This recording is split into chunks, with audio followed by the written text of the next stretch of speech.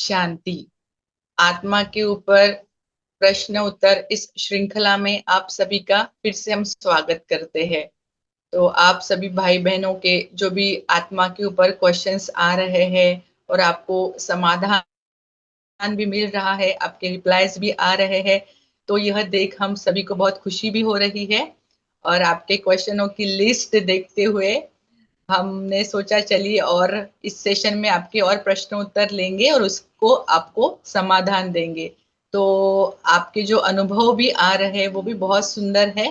तो इसी अनुभव को कंटिन्यू करते हुए आज हम फिर से आमंत्रित करते हैं ब्रह्मा कुमारी अंतिमा बहन जी को। तो आइए बहन, आपका स्वागत है आज के इस प्यारे हमारे आत्मा के ऊपर के सेशन में। ओम शांति। ओम शांति। शुक्रिया। हाँ जी।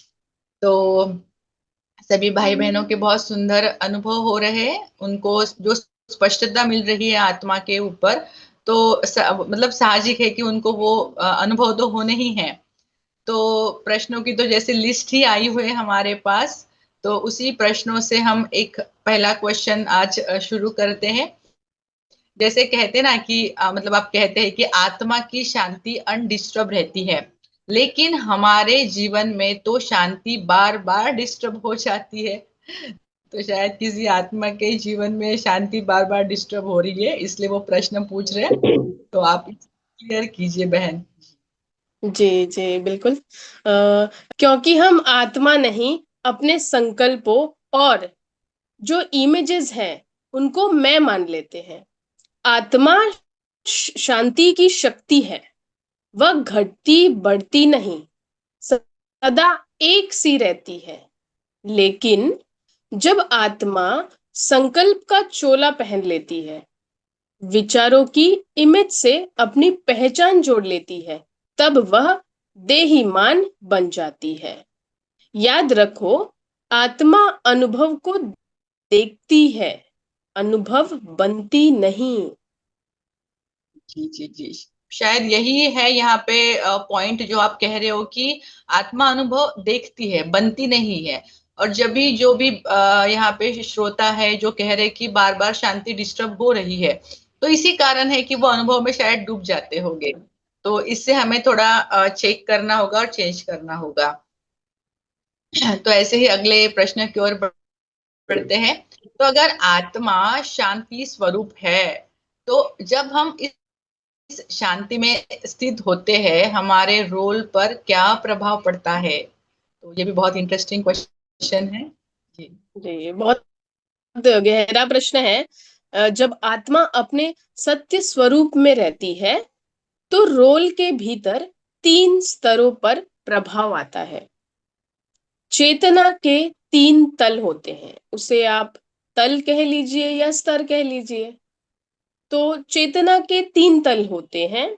उसमें से पहला जो तल है, उस तल की जो आत्माएं हैं जिनकी आत्मिक स्थिति बहुत नीची है, जो सोल कॉन्शियसनेस से लगभग वंचित हैं, ऐसे लोग जीवन से सीख नहीं लेते, बार बार वही गलती दोहराते हैं। प्रकृति, ड्रामा उन्हें चेतावनी देती रहती है, पर वे तब समझते हैं जब पीड़ा बढ़ जाती है। यह तल अज्ञान और देहभान का है। अब हम दूसरे तल को समझेंगे कि दूसरे तल की आत्माएं कैसी होती हैं। वे आत्माएं जिनमें आत्मिक जागरूकता कुछ हद तक है, उन्हें जब सही जानकारी मिलती है तो वे तुरंत उसे अपनाते हैं। वे परिवर्तन के लिए तैयार रहते हैं। इनका सोल कॉन्शियस लेवल ऊंचा है और जीवन में धीरे धीरे स्थिरता आने लगती है। तो ये हो गए दूसरे तल की आत्माएं। अब हम बात करते हैं तीसरे तल की आत्माओं की। यह उच्चतम चेतना का स्तर है। जो आत्माएं अपने सत्य स्वरूप में स्थित हैं, वे एडवांस आत्माएं हैं। उन्हें आने वाले समय की आहट पहले से ही मिल जाती है। उनका रोल निर्विघ्न होता है। उनका मन पहले से तैयार रहता है। यही आत्माएं एडवांस पार्टी कहलाती हैं, जो परिस्थितियों से ऊपर हैं, क्योंकि वे समय से पहले सजग हैं। बहुत ही एक गहरा उत्तर यहाँ पे हमें मिला है बहन, जो आपने तिल तल बताया है, पहला दूसरा और तीसरा। तो यहाँ पे बहुत सारी बातें भी क्लियर हुई है एडवांस पार्टी का, जो आपने यहाँ पे एक नया टॉपिक छेड़ा है। तो शायद यहाँ पे ये भी बात श्रोतागण को क्लियर हो गई होगी कि जो भी एडवांस पार्टी की आत्मा है वो कौन से तल की है। तो ये चेकिंग के लिए बहुत बहुत सुंदर तरीका आपने बताया कि पहला तल, दूसरा तल या तीसरा तल। तो होता है ना कभी कभी अगर हमें तीसरे तल से कुछ देखना है तो शायद हमें उस तीसरे फ्लोर पे तो जाना ही जाना होगा ना। सपोज मैं पहले फ्लोर पे खड़ी हूँ और मुझे देखना है कि तीसरे फ्लोर पे क्या चल रहा है, तो मुझे उस फ्लोर पे तो जाना ही होगा ना। तो वो स्थिति मुझे तो लानी ही होगी, तभी तो मैं तीसरे फ्लोर की बातें जान पाऊंगी ना।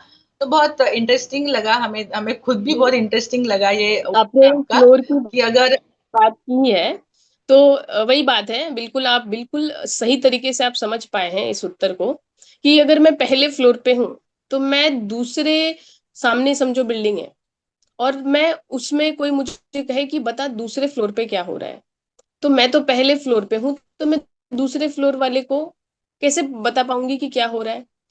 तो मुझे दूसरे तल पे जाना होगा, मतलब दूसरे फ्लोर पे पहले मुझे पहुंचना होगा, फिर मैं देख सकता हूँ कि सामने दूसरे फ्लोर पे क्या हो रहा है। तो बहुत ही बिल्कुल, सही तरीके से आपने इस बात को समझा है। जी जी जी, वही जैसे आप बता रहे हैं वैसे हम इमेजिन कर रहे थे कि जैसे मैं फ्लोर का ही एग्जाम्पल हम्म। मेरे सामने आया, तो बहुत सुंदर है ना कि जहां मुझे जाना है उस लेवल की स्थिति मुझे बनानी ही है, तभी तो मैं वो जान पाऊंगी। बहुत ही मतलब मतलब सुंदर एक्सप्लेनेशन दिया है आपने इस प्रश्न का, और बहुत गहरा प्रश्न है जो भी भाई बहनों ने पूछा है। बहुत सुंदर। तो चलिए बहन, हम अगले क्वेश्चन की ओर बढ़ते हैं। क्या आप कोई उदाहरण दे सकते हैं जिससे यह तीनों स्तर मतलब स्पष्ट हो? तो और शायद जो भी भाई बहन है इसको और स्पष्टता से उदाहरण से जानना चाहते हैं, तो कोई अगर आपके पास कोई एग्जांपल हो तो इसे और तरीके से आप स्पष्ट करिए। जी, ये अभी इस उदाहरण से तो कईयों को समझ आया होगा, लेकिन हर एक को कहानियां बहुत पसंद होती है, तो इस पर एक कहानी है, तो हम एक कहानी से समझते हैं इसे और अच्छे से। तो हाँ, एक कहानी समझिए, जैसे दो दोस्त थे, एक का नाम अनिल था और एक का नाम मुकेश। तो मुकेश बहुत धनवान था, और अनिल संतुलित और स्वाभिमान था। दोनों ने चर्चा की कि क्या कोई व्यक्ति अकेले रह सकता है। तो मुकेश ने कहा, नहीं, इंसान सामाजिक प्राणी है, वह अकेले कैसे रह सकता है?" तो अनिल ने बोला, रह सकता है, अगर भीतर की शक्ति को पहचान ले। तो दोनों ने शर्त लगा ली, जो 10 साल अकेले रह लेगा वही जीतेगा। तो उसी में मुकेश ने कहा कि अगर चल तू 10 साल तक रह सकता है अकेले, तो मेरी प्रॉपर्टी तेरी, मैं सब तुझे दे दूंगा, ऐसे उसने बोला था। तो अब ये चीज शुरू होता है, अनिल अकेले रहने लगता है। तो अब अकेले रहता हुआ व्यक्ति क्या ही करेगा, तो वो किताबें पढ़ेगा, कुछ ना कुछ तो करेगा ना। तो अनिल क्या करने लगा, किताबें पढ़ने लगा, आत्मचिंतन करने करने लगा। फिर मुकेश बीच बीच में आता, बार बार आता और कहता, देख अनिल, मैं घूमता हूँ, कमाता हूँ, आनंद में हूँ, पर भीतर से वो जो अस्थिरता थी, किसमें, मुकेश में। तो उसके बाद ना मुकेश अब क्या करता है कि 5 साल बाद फिर आता है, फिर वो ऐसे ही अनिल को बोलता है। तो लेकिन इस बार वो देखता है कि अनिल के चेहरे पर तेज था, स्थिरता थी, और मुकेश में डर था। 10वें वर्ष तक अनिल आत्मनिर्भर बन चुका था। उसे किसी वस्तु की चाह नहीं रही। जब शर्त पूरी होने के एक दिन बाकी था तो अनिल भी सोच रहा था, एक एक तरफ मुकेश सोच रहा था कि अरे 10 साल के लिए एक दिन ही बाकी है, ये भी वो कर ही लेगा, तो मेरी तो सारी प्रॉपर्टी चली जाएगी। तो फिर मुकेश को तो चिंता होने लगी बहुत। तो मुकेश ने सोचा कि चलो उसे एक दिन पहले जाके बधाई दे देता हूँ, कॉन्ग्रेचुलेशन कर देता हूँ। तो मुकेश ने क्या किया, मिठाई के डब्बे में उसने डाल दी जहर और कहा ये दे दूंगा तो वो तो एक दिन पहले ही हो जाएगा उसका काम, फिर उसका धन बच जाएगा मुकेश का। तो फिर अनिल क्या करता, तो मुकेश क्या करता है कि मुकेश जाता है, और जब जाता है तो उसी तरफ अनिल भी ये सोचता है कि अरे यार, ये मुझे तो बहुत कुछ मिल गया, जो मिलना था मुझे तो कुछ नहीं चाहिए, मुझे तो इसका धन नहीं चाहिए। और वहां पे मुकेश परेशान होगा कि अरे अब तो इसको मेरा पूरा धन देना होगा। तो अनिल ने क्या किया कि चिट्ठी में लिखा, और चिट्ठी में लिख के उसने ये लिखा कि अनिल, मुकेश, मुझे तो बहुत कुछ मिल गया है, तो मुझे तेरा धन नहीं चाहिए। तो फिर उसने ये चिट्ठी लिख के अनिल चला गया। तो मुकेश आया और देखा अरे अनिल तो कमरे में है ही नहीं। तो उसको एक चिट्ठी मिली और मुकेश ने वो चिट्ठी पढ़ा। तो मुकेश के आंखों में तो एकदम आंसू ही भर गए, क्योंकि मुकेश मुकेश ने कुछ पाया नहीं जीवन में। मुकेश ने धन तो बहुत पाया, लेकिन भीतर में एक खालीपन, एक डर आ, उसके अंदर और बढ़ता ही चला गया। लेकिन एक तरफ अनिल को देवत्व मिल गया, उसे आत्म साक्षात्कार हो गया, उसे शांति मिल गई, वो भरपूर हो गया। तो ऐसे ये कहानी से लोगों को ज्यादा समझ में आया होगा। जी जी, बहुत सुंदर कहानी आपने बताई है। और कहानियां तो सबको पसंद ही होती है, क्योंकि कहानी से होता है ना कि हम थोड़ा प्रैक्टिकल रूप में उसे कनेक्ट कर पाते हैं। तो यहाँ पे आपने अनिल और मुकेश का बहुत सुंदर कहानी के रूप में इससे स्पष्ट किया है। तो अगर हम एक सार रूप में कहें तो इस कहानी से हमें क्या सीख मिलती है? इस कहानी से आपको यही सीख मिलती है कि जितना हम आत्मचिंतन में रहेंगे, सोल कॉन्शियस अवस्था ऊंची उठती जाएगी। अभी अनिल क्या कर रहा था, अनिल कमरे में बैठकर बुक पढ़ना, अपने स्व के साथ रहना, उसने बहुत समय बिताया अपने साथ, तो उसकी चेतना का जो स्तर है वो बढ़ गया। और दूसरी तरफ मुकेश जो है, उसकी चेतना का स्तर तो एकदम नीचे गिर गया। तो इससे यही हम समझते हैं, सत्य स्वरूप में रहना मतलब भीतर की शक्ति को पहचानना होता है। तब आपका रोल, आ- आपके आसपास का वातावरण सब बदलने लगता है। जो आत्मा जितनी स्थिर है, उसका प्रभाव उतना ही शांतिदायक और शक्तिशाली होता है। बहुत गहरी बात है कि जो आत्मा जितनी स्थिर है तो उसका प्रभाव जो भी होगा वो ऑब्वियसली शक्तिशाली होगा, शांतिदायक ही होगा। तो जैसे आपने कहा है कि आत्मा की शक्ति मन, बुद्धि और संस्कार को चलाती है, तो यह कैसे होता है? तो थोड़ा सा इसे भी श्रोतागण थोड़ा मतलब स्पष्टीकरण चाह रहे हैं कि मतलब जो मन, बुद्धि और संस्कार को चलाता है, यह कैसे होता है? जी बिल्कुल। बहुत सूक्ष्म बिंदु है ये। मन, बुद्धि और संस्कार स्क्रिप्ट है। पहली बार सुन रहे होंगे शायद। तो मन, बुद्धि, संस्कार, ये क्या है, स्क्रिप्ट है। पर ऊर्जा आत्मा से मिलती है। इन स्क्रिप्ट को ऊर्जा किससे मिलती है? आत्मा से।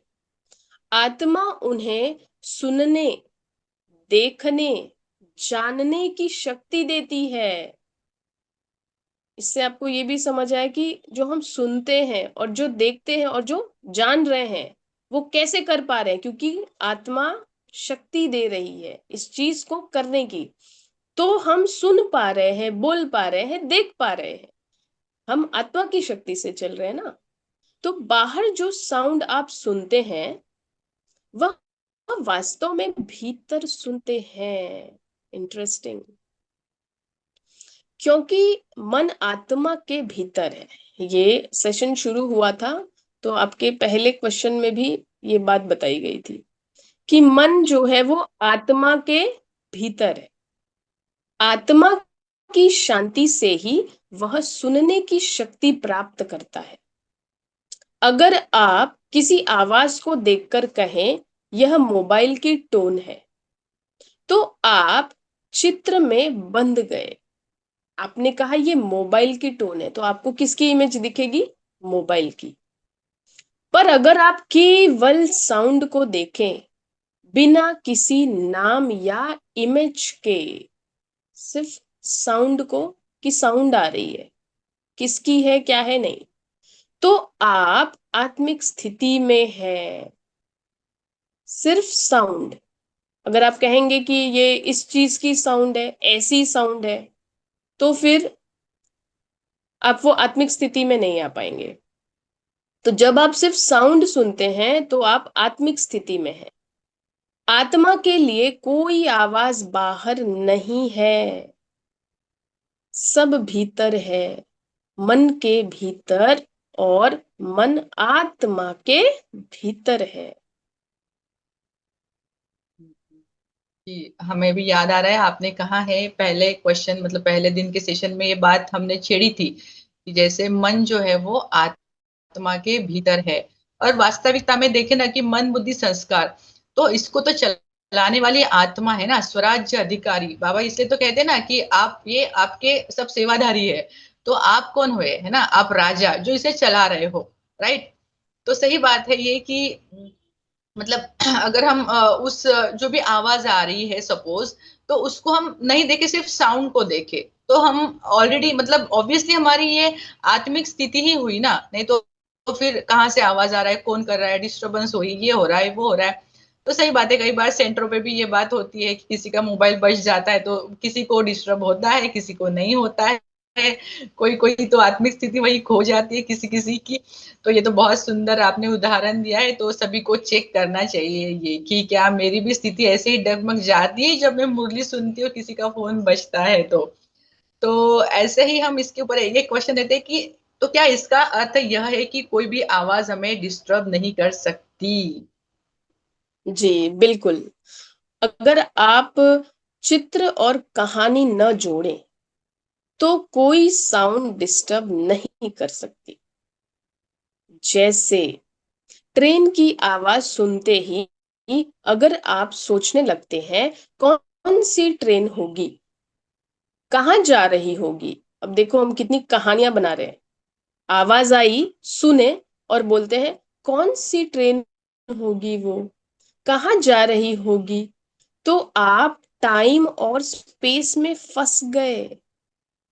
लेकिन अगर आप केवल साउंड को साउंड के रूप में सुनते हैं तो आप तो वह आपकी शांति में घुल जाती है। समझ रहे हैं इस बात को आप? तो यही अवस्था भविष्य के नाजुक समय में काम आएगी, जब बाहर अशांति होगी और पाप और आप भीतर गहरी शांति में रहेंगे। आप सुनेंगे पर डिस्टर्ब नहीं होंगे, क्योंकि सब साउंड आपकी अपनी शक्ति से ही चल रही है। यहाँ पे तो आपने बड़ा ही, मतलब एक भविष्य के लिए भी यहाँ पे आपने एक अभ्यास दे दिया है कि भविष्य में जो भी नाजुक समय आ रहा है, तो बाहर ऑब्वियसली अशांति ही होगी, पर भीतर से हम कैसे गहरी शांति में रह सकते हैं, कैसे हम डिस्टर्ब नहीं हो सकते हैं। तो बहुत लाजवाब उत्तर और समाधान मिला है इस प्रश्न का। तो बहुत ही सुंदर, और ऐसे ही हम आगे बढ़ते हैं। तो वैसे तो हमारा समय हो चुका है क्वेश्चन तो है ही। तो एक सार के रूप में अगर हम देखें कि जो भी आज के क्वेश्चंस थे, आपने समाधान दिया है, तो एक अगर सार यही है कि अपनी चेतना का तल हमें बढ़ाना है ना, जो आपने 3 तल बताए हैं। तो हमें हमारी चेतना का बिल्कुल तल बाबू। स्तर बढ़ाना है। और अगर आप तीसरे तल पर है, तो दूसरे पर जाइए, और दूसरे पर है तो पहले पर सत्य स्वरूप में स्थिर रहना है। वही हमारी आपकी असली शक्ति है। तब रोल स्वतः ही श्रेष्ठ बनेगा, जीवन स्वतः ही समाधान बन जाएगा। तो आज का जो भी सेशन रहा है बहुत ही इंटरेस्टिंग रहा है। भाई बहनों ने बार बार यह सुनना चाहिए, ताकि उनके बहुत सारे जो भी क्वेश्चंस है, शायद यहाँ पे और भी क्वेश्चंस किसी किसी के क्रिएट हुए होंगे, तो उनको अवश्य ही रूप से समाधान जरूर मिलेगा। तो बहुत ही इंटरेस्टिंग, और हम आपके बहुत मतलब आभारी है, इतना सुंदर सेशन आपने जो हमें दिया है। तो अगले सेशन में हम जरूर मिलेंगे ऐसे इंटरेस्टिंग क्वेश्चंस के साथ। तब तक के लिए आपका बहुत बहुत दिल से धन्यवाद। ओम शांति। जी, आपका भी दिल से शुक्रिया है। बिल्कुल बहुत ही सरल और स्पष्ट शब्दों में बाबा ज्ञान को अ, प्रकाश बाबा ज्ञान की प्रकाश फैला रहे हैं। लोगों को बस एकदम इजी वे में चीजें मिल जाए। मुरली में तो ये सारी बातें आती ही हैं, लेकिन ये बहुत ही सरल शब्दों में इन चीजों को सामने लाया जा रहा है। तो ये सब बाबा की कृपा है, उनकी कृपा से ये सारा सब चल रहा है। तो बहुत ही सुंदर आपका कार्यक्रम है। अब इस कार्यक्रम के लिए, इसमें बुलाने के लिए आपका दिल से शुक्रिया करते हैं। ओम शांति। बाबा तो सच में, बाबा का तो धन्यवाद बहुत पदम गुणा है, जो बाबा इतना सुंदर ज्ञान हम लोगों को दे रहे हैं, और सब आत्माओं को वही आत्मिक स्थिति में हमें सबसे पहले पहला पार्ट वही तो है ना, पहला पार्ट पक्का करना है। तो शायद यह जो सेशन चल रहे हैं, तो जरूर हम मतलब बहुत इसे कह सकते हैं कि आत्मा का जो भी अभ्यास पहला है, बाबा ने जो बताया है, वो सबका पक्का होना ही है ना।